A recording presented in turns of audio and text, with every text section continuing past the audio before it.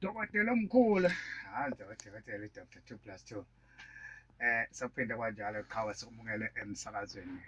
Ukahle? Siyaphila msakazi singezwa nini? Hayi no. Nathi sekunga ngapha. Saphinde kanjalo sashaya leso sikhathi. Yebo bayede baba. Udokotela usefikile. Sibingelele bonke abasilalele kuMaphutha Radio. Naso.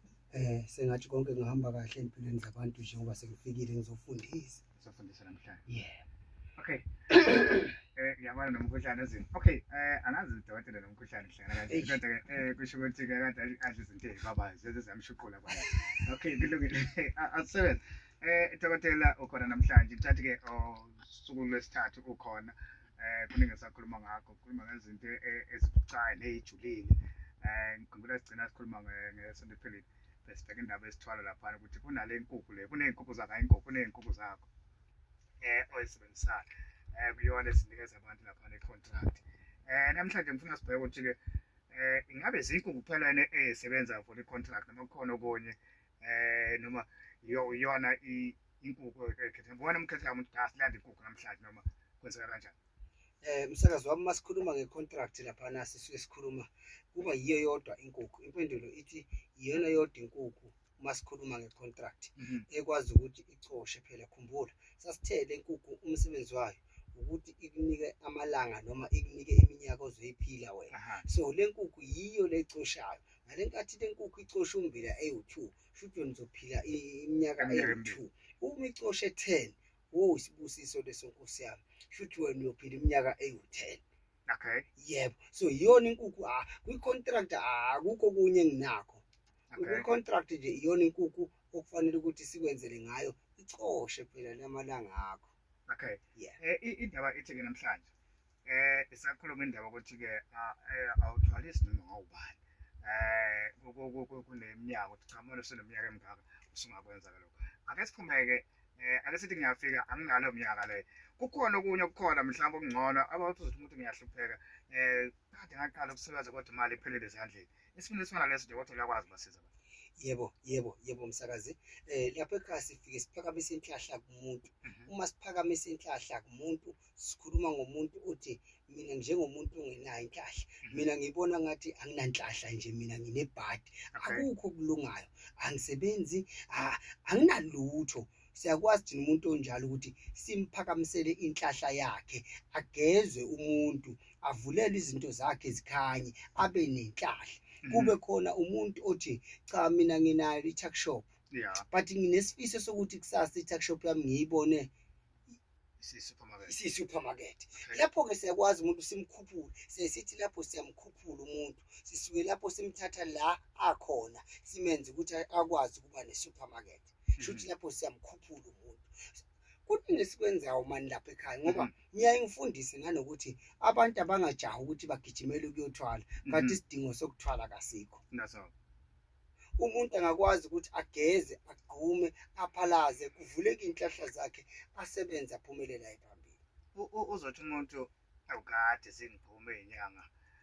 Yini agabe ngawe uDr. 2+2 athi mangifika wakhe impela into ezenza. Why sengihambe ngikhathele. Sebangigqome bangifaka yonke into le gcwele ingcaba umzimba wonke. Yini le uDr. 2+2 ahluke ngayo kwabanye. Okokuqala njengakakusho lokho, ngizothi mina msakazi, abantu abangalahli ithemba. Okay. Noma ngabe usucatshwe umzimba uyawubona unezingcabo zonke. Ngoba lapho isukuzama. Ngoba ngempela akekho umuntu othanda ukuyibona yena ehlupheka noma exakekile. So mina into engihluke ngayo noma mina hayi ngoba ngehlukile kwabanye abantu kodwa ngokwaka 2+2 lapha ekhaya thina sigaranti ukuthi yonke into esiyenza kumuntu isuke sifaka inkani ukuthi lento ayenzeke ngenkani. Okay. Sisuke siyiphoqa thina ukuthi ayenzeke ngenkani kumnyama kubovu lento mayenzeke. Yileyo nto siyigaranti kakhulu lapha ekhaya. Nanesineke ke sekuthi lapha ekhaya abantu sibaphatha kahle. Left and right umuntu mayifika ekhaya sizomphatha kahle siphinde simfundise ngalento asuke ethi uzoyifuna yena la ekhaya. Khumbula umuntu usukazi ukuthi nje mangathola into ethile hayi sengiyaphumelela. Angazi ukuthi lento isebenza kanjani, lento le izohamba ibe kanjani. So lapha ekhaya siqale sihlale nomuntu simfundise ngaphambi kokuba simelaphe. Lokho kuyasiza ukuthi uxoxe naye umuntu kuqala ukuze maye nesinqumo sokuthi hayi cha ngibona mina umuthi awungifanele ngicabanga ukujika ngoba usungilaphile nangokomphefumulo bese uyajika. ngoba manje kukhona umuntu osuka adideka ngokwengqondo uthola ukuthi akawufuni ngisho umuthi base ufika umbonisa lo muntu yabonga ukuthi ish bese phambene kakhulu ekhaya bese limele edidekile akafune muthi lo muntu siyamkhulula jike kunesimo la othola ukuthi umuntu uzofika athenga imoto mhlawumbe unemfuyo kodwa bayayintshontsha esimeni esifana leso uyakwazi ukubethela ekhaya qinise nemfuyo yakho kwenzakala nabo yebo imizi yabantu siyayibethela nemfuyo osibaya siyabaqinisela imfuyo ukuze imfuyo igadeke ukuze imfuyo ihlonipheke ukuze imfuyo ibe yinhle ukuze imfuyo ithandane imfuyo khumbula funa ithi yabo nje mina lapha ekhaya akekho umfana olusiyinkomo hayi lapha eDanshin nje ukuyaziwa ezami kaziluswa ukhona oyilusayo akungisho zingibona nje zingilandele uzothi omunye ngifuna leyo usho ukuthi akeze awuzothi umuntu esengikhathele ukuthi senkonzo ukuthi nje wena ayiluswa umuntu usho ukuthi ngamnika lento othi ilusa cha ngamnika leyo nto ayisiyona inkinga uqala ngimxoxele yona ukuthi yini lento engikhuluma ngayo isebenza kanjani iqala nini futhi ukubonakala ngimfake nje agcwale ngayo bese uyayazi kube ukuthi uyayithatha yini ayinabungozi lento ngoba igadi imfuyo nje kuphela. Okay, imayigadi imfuyo noma ngafika ubani uzama ukuyithatha kwenzeke. Ayi mina ngibona nje khona angazi ke noma ukhona ongadlalela lapha ekhaya. Ngiyafisa nje oyedwa ukuze phela okunye sikhulume ngento ebonakalayo. Okay. Semasibheka izinto eziningi ezithinta lento esithwala sadlula kuyona. Khona indaba ethinta inyosi, kwenzakalani ngeenyosi? Ey. Angazi kuyithatha. Zikhona inyosi lapha ekhaya. Inyosi zingena phakathi kwesithwalo. Okay. Inyosi zingxenye sethwalo. Zikhona ke inyosi siyabenzela abantu umuntu uthola ukuthi inyosi simnikela ukuthi ayophakamisa ibhizinisi lakhe, simnikela inyosi ukuthi ziyogada amaplaza akhe, simnike inyosi ukuthi ziyogada imoba zakhe ngoba lezi inyosi lezi suke kungezona inyosi lezi egeneral noma lezi uhamba uyifuna emahlathini cha lezi inyosi zisithwalo ezalapha ekhaya uyakhuluma nazo ziyadla zidla ama snowball ubisi. Okay. Yebo ezasekhaya zidla ama snowball ubisi nawe futhi ngikuthi mase ngikucaphunela lezi inyosi ziyohlala kuwardrobe noma ziyohlala kuphi endlini noma osofeni noma ziyohlala etuck shop yakhumbula ziyangena futhi nakubantu abanama tavern uthola ukuthi odongweni nje phezulu kuneyinyosi lokho ezithe tavern noma ngemuva kwe-tavern noma etoilet e-tavern ubona nje kuneyinyosi qaphela isuke kuyinyosi plus. Okay izene two.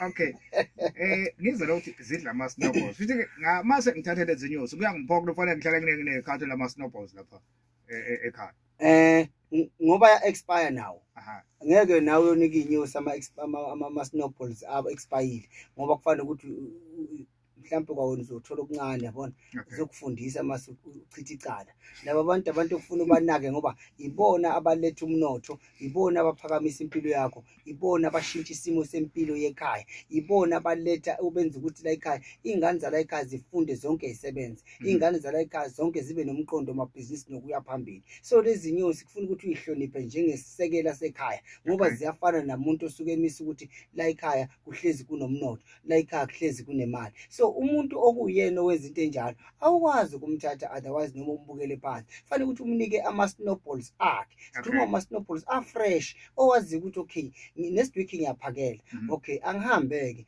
ngiye Checkers noma ngiye Shoprite noma ngiyaphi ngiyothenga lama snowball fresh bese ngiyothenga ubisi olu fresh uyazi ukuthi ufike uyabeka lapha ngiyakufundisa ngendlela cishe ngakhuluma umsakazi. Okay yayenza le ndaba kunalento ngibheka kulento eminyaka sathi masikhuluma kwavela indaba ukuthi ziningi izinto nazo wakhuluma indaba ukuthi uyakwazi ukuthi umuntu ongaqonya umenza aqonya abangawuthola umendo bawuthola umendo umbuzo uzothi sekutheni uma ngifika mina uyawubheka iminyaka yami ukuthi ingakanani ukuthi unganginika lento ezongenza ukuthi ngithande ngiqonywe njalo lokho angikubuki iminyaka baba.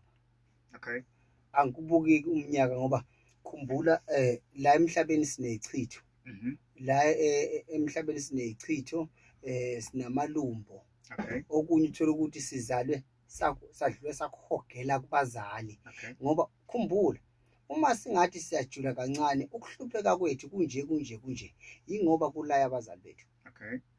So uthola ukuthi umzali abemfaka isigwadi sokuthi kungabi khona ngisho ingane ephumelelayo. Kodwa manje uthola ukuthi mase ngizalwa mina ngazi lutho ngidlule ngayihogela lento. Okay. Kumzali wami izinto zami ayisalungi ngiyahlupheka noma ukhula kanzima ngiyakwazi ukuthi ukhula kanzima kodwa bengazi ukuthi yini ingoba ngidlule ngahogela lo moya ngathatha lento le inhlupheko kumama. Manje ke mina anginakho la ukuthi umuntu ukuze agezeke athandeke kuneminyaka. Wonke umuntu akathandeke, wonke umuntu akabe muhle, wonke umuntu akawutholi umsebenzi, wonke umuntu akabe lento afuna ukuba yiyo. So kubalulekile ukuthi umuntu ageze agqume enza kwenzayo. Into ezothi ngibuze lo mbuzo ingenxa ukuthi kuzofika umfana wesikole ufika umnika lento omnikayo kanti unalento ukuthi aseseyingane sekakhulu ukhakhala ukaqina bese phazamisa zonke ingane esikoleni gcina kusukuthi ungunyane esikoleni. Sikhuluma kanjani isimo esifana lesi? Cha, lapho msakazi kukhona lento ethi uyambuka umuntu uma ukhuluma naye. Uyangizwa? Uyambuka umuntu osuke muhle kakhulu. Muhle lo muntu osuka athi yena hayi sengiseteshali kuphi. Ngoba uthola ukuthi apheteshali nendlala yambulala enesifasi kuphela umbekela. Okay. Kanti angaphanda nje kancane athole ukwesigogwa athole umama nje okuright ongamnakekela nje abo Ben 10 akhona ukuthi amphushise ezifundweni zakhe yakhela ngamanye amaqhuba amanye. So manje ke lokho angikwazi mina ukumjaji umuntu onjalo kodwa ingane nje sese primary esase high school uyayibona na ukuthi ayikho lento. Okay. Ingakho ngibuza lo mbuzo ngoba egcineni uthola ukuthi ufike umfana hamba ayofuna isikhafulo ngabe yini. Khafule zonke ingane apha esikole sokukhoma isipoli ade esikole nezingane kuthiwa izingane zonke ziyakhala kanti waya ku 2 class 2 afike kwamnika into wathi hayi mfana khuleka la ayikho into ngakuyithola. Cha, enganeni esisuke se high school primary hayi angiboni ingane ingadinga umuthi akukho kusayixakile okwayo ukuthi ingqondo yayo ayifocus. Okay. Ingane esuke se primary yenakekela umzali okufuna athathe umuthi noma athathe izinto zokuthi ingane yakhe esikoleni ayingabi slow lena ayiphakame phezulu usakhulunyelwa lo muntu usakhulunyelwa. Nangokomunye uyafika uthi 2 plus 2 sembathe ngiyabamba umende yaphunyuka ngiyabamba umende yaphunyuka naye akeze ku. Hawu Nkosi yami lo noma ngagijima nje angabheke emuva aze kimi iyona into engafika ithole le umendo ngoba umendo siyawusekela thina sisho kanje. Siyawusekela umendo ngaba ngowesilisa ngaba ngowesifazane uma unenkinga kwezothando siyakwazi ukuthi siqondise lokuthi asilungise kanje uthando lungaxegi ngoba sonke sinamakhanda wesilisa wesifazane kuyasivuka lokho kwakithi. Okay. Manje komunye uma kumvukile uthola ukuthi akasabheki emuva unqapha nje kuphela phuma hamba. Manje kithi siyakwazi ukusekela noma sekuthi sokufuna ukuhlubuka athi njalo baba ngithandi lento kusihlophe esixabana la ekhaya. Okay. Kuzwakala kahle ezinye zezinto obona lokho ngiyibuza uthola mhlawumbe ngidibana abantu bayathi hayi bawusibuzele ukuthi kuhamba kanje okunye uthola ukuthi uhambile lo mama mhlawumbe kade emkhokhele yonke into phela owashaya utshani. Uthola ukuthi ngendlela asayicase ngakhona usecanga ngisho ukufa. Umuntu ofike esimene sikanjalo umenze njani? Uqala umeluleke bese umnika into ayidingayo. Ngiyamluleka ngoba okunye kuba amaphutha ethu. Awukwazi nje ukuthi uvele uzokhipha inkomo uyishaya isiphelele kumuntu awu nawe uyinsizwa yakwaZulu.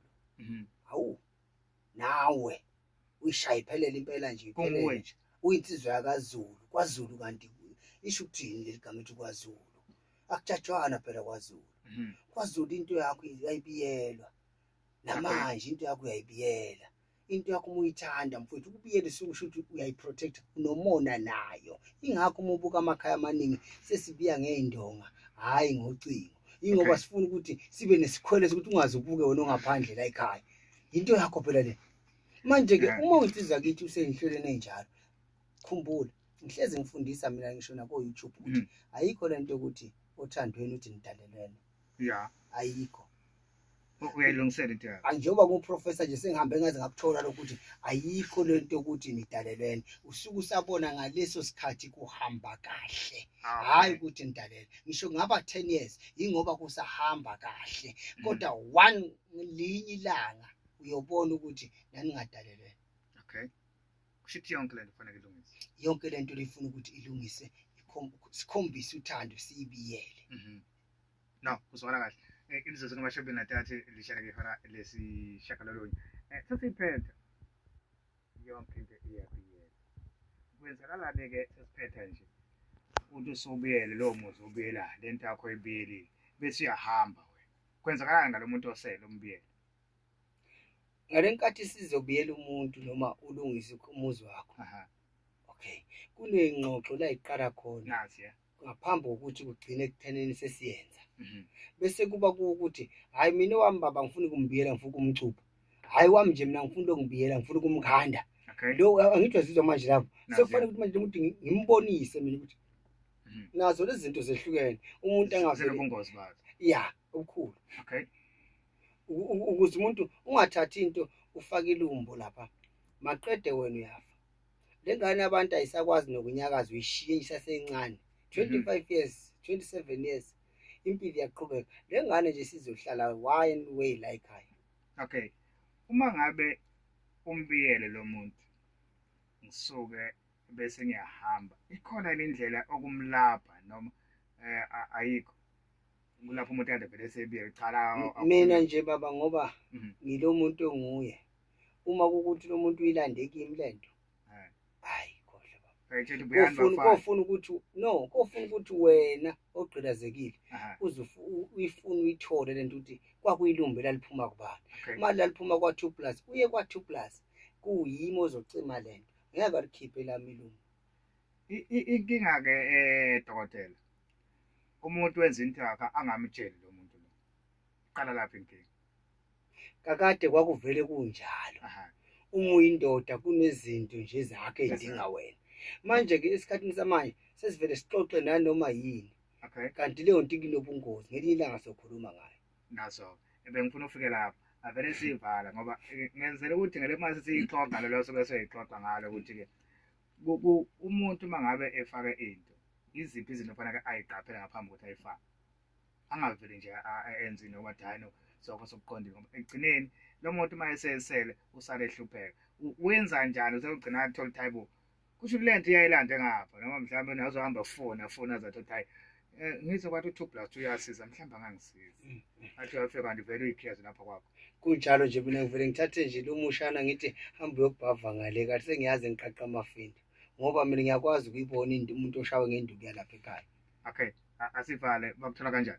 Okay msakazi inamba yami iseyiyo leyo ethi 072 737 8514 kodwa bengicela ukushiya nayo yase-chemist makukhona abantu abafuna ukuphathiselwa e-chemist ukuthi abantu abafuna nje ukuxhumana ne-chemist ngqo hayi nami mina vele bayazi angitholakala bangasebenzisa inamba ethi 083 300 40 38 awuphinda kanti basasusa amaphethini ngani niyabiyela kade ayibiyela ifoni 083 okay 300 yes 40 yes 38 iyona kuyase-chemist straight eMangozi. Umuntu umeshayela yona suke kukhona izinto ayifunayo ngokwesintu okutholakala e-chemist akwazi umuntu ageza aphile umuntu into zakhe zivuleke sonke sijabule baphila abantu. Siyabonga.